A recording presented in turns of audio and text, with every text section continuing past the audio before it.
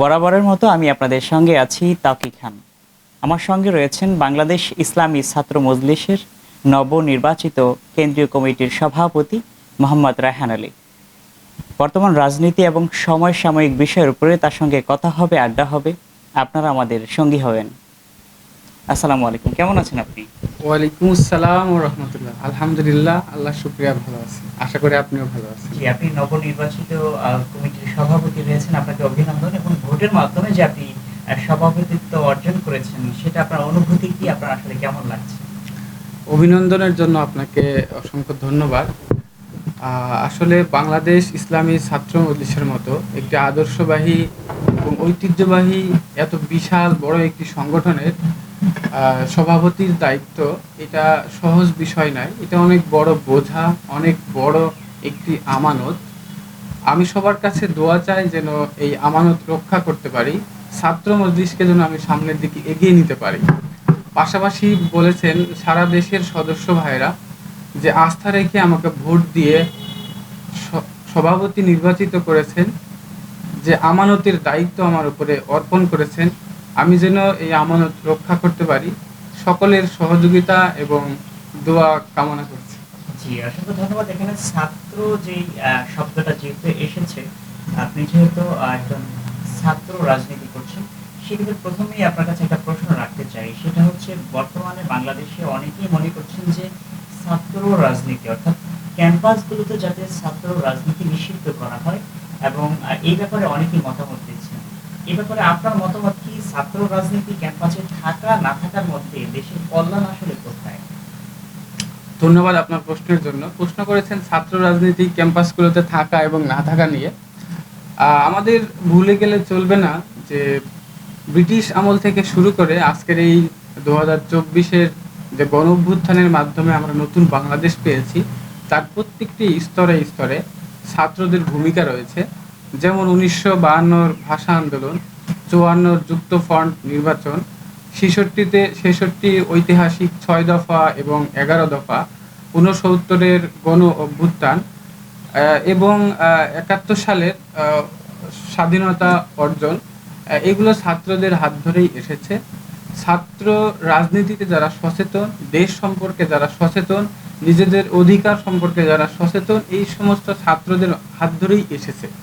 এবং আপনি দেখবেন বা আমরা দেখেছি যে 2024 সালে বৈষম্য বিরোধী ছাত্র আন্দোলনের নেতৃত্বে বা বৈষম্য বিরোধী ছাত্র আন্দোলনের মাধ্যমে 2024 সালে আমরা আবারও দ্বিতীয়বার যে স্বাধীনতা অর্জন করেছি, এখানেও ছাত্রদের নেতৃত্বেই এটা সংগঠিত হয়েছে। সুতরাং ছাত্র রাজনীতি থাকা না থাকা নিয়ে প্রশ্ন উঠতেই পারে না। কারণ হচ্ছে আমাদের বাংলাদেশের যে সংবিধান রয়েছে তার 38 নম্বর অনুচ্ছেদে সংগঠন করার স্বাধীনতা দেওয়া হয়েছে।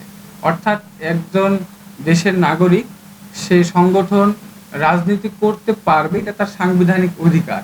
এটা খর্ব করার অধিকার অন্য কারণ নাই। সুতরাং ছাত্র রাজনীতি বন্ধ করা এটা অসাংবিধানিক হবে, দেশের প্রতি আত্মঘাতী হবে বলে আমি মনে করি।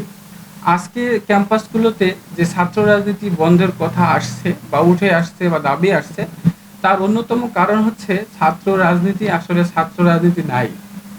ছাত্র রাজনীতি বা ছাত্র সংগঠনগুলোর মৌলিক কাজ হওয়া উচিত ছাত্রদের ভাষায় কথা বলা, ছাত্রদের পক্ষ নিয়ে কথা বলা, ছাত্রদের অধিকার আদায়ে লড়াই করা।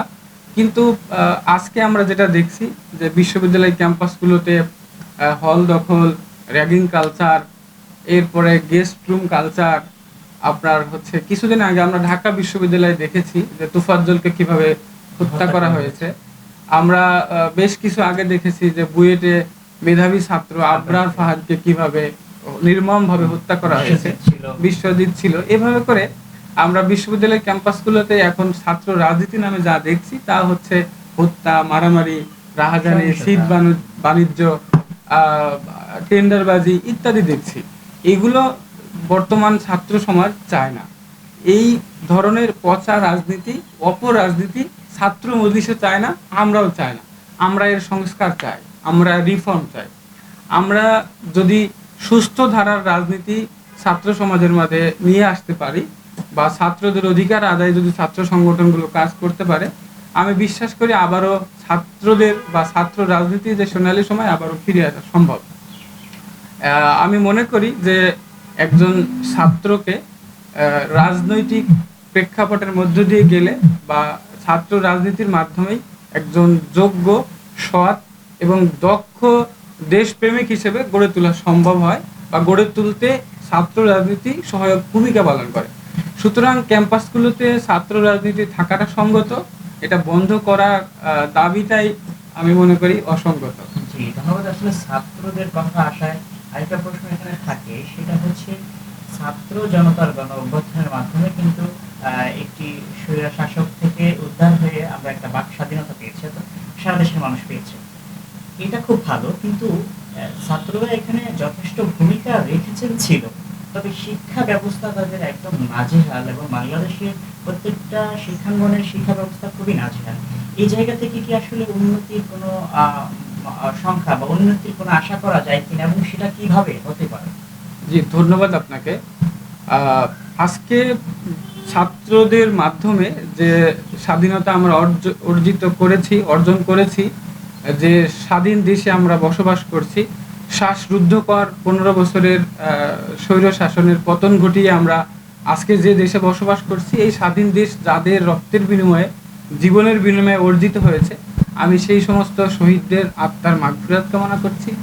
ইসলামী ছাত্র মজলিসের কর্মী সহ দেশের অসংখ্য ছাত্র জনতা এখনো হাসপাতালে পঙ্গুত্ব বরণ করে অঙ্গহানি হয়ে কাতরাচ্ছে হাসপাতালে অথবা বাড়ির বিছানায়। আমি এই সমস্ত ভাইদের প্রতি সমবেদনা জ্ঞাপন করছি।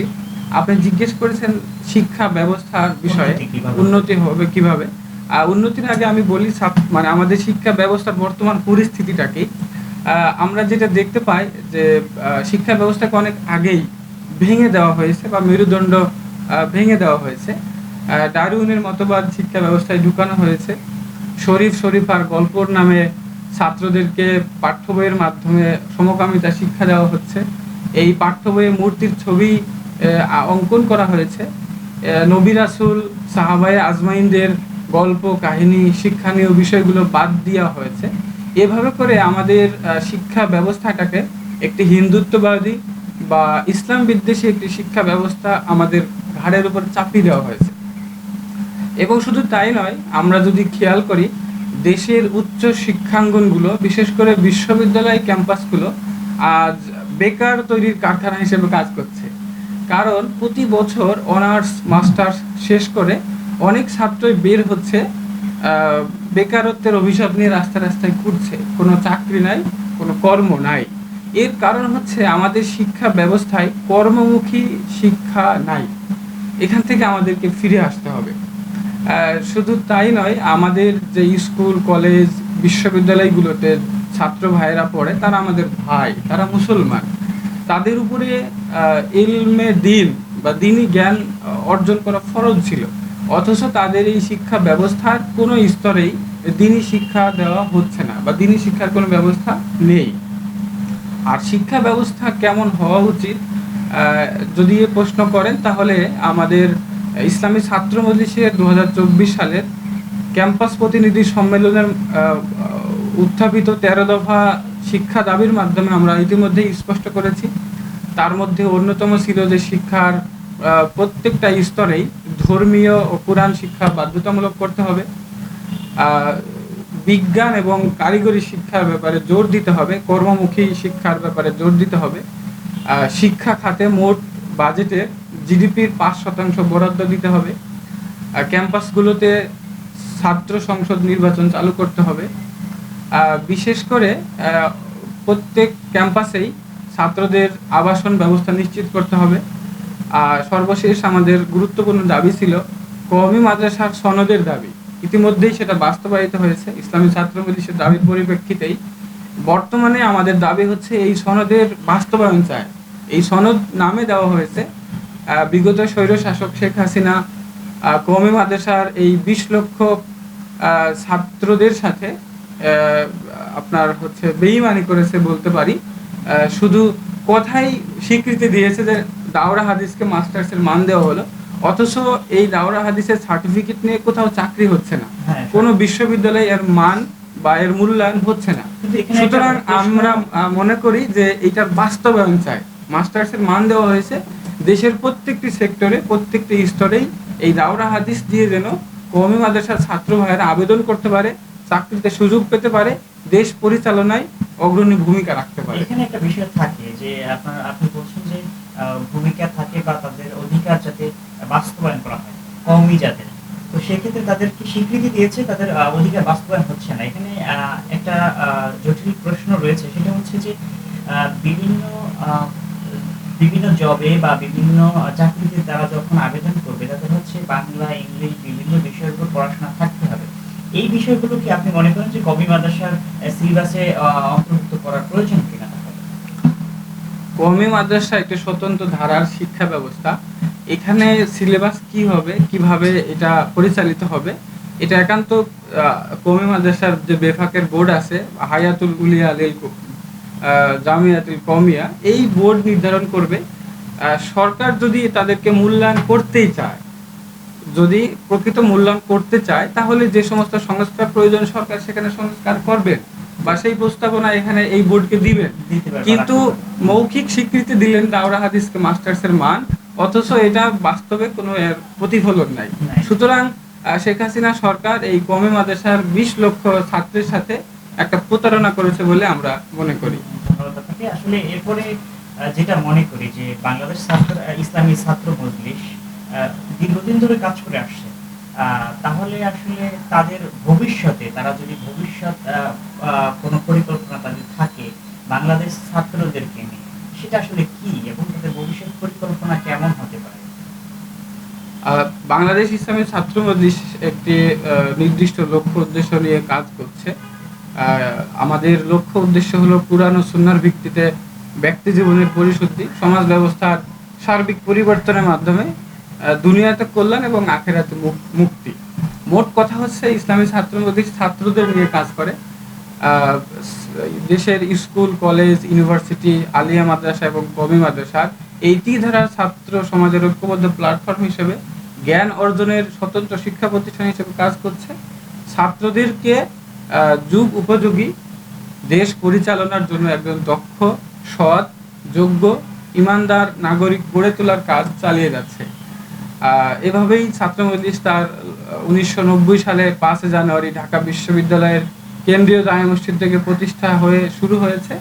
সেই জ্ঞান অর্জনের এবং চরিত্র গঠনের আহ্বানই রেখে যাচ্ছে, সামনে আরো দুর্বার গতিতে এগিয়ে যাবে ইনশাআল্লাহ। যদি বাংলাদেশ ইসলামী ছাত্র মজলিস বাংলাদেশের জনগণের নিয়ে কাজ করতে সুযোগ পায় বা কাজের কোনো সুযোগ হয়, বা এমনটা যদি হয় যে আপনারা কোনো নেতৃত্ব দিচ্ছেন বা কোনো আপনি পদে রয়েছেন, বাংলাদেশ ইসলামী ছাত্র মসজিদ যদি কোনো দায়িত্বপ্রাপ্ত বড় পদে আসে বাংলাদেশে, তাহলে দেশবাসীর জন্য আপনাদের কি করণীয় থাকবে বা কি করবেন আপনারা?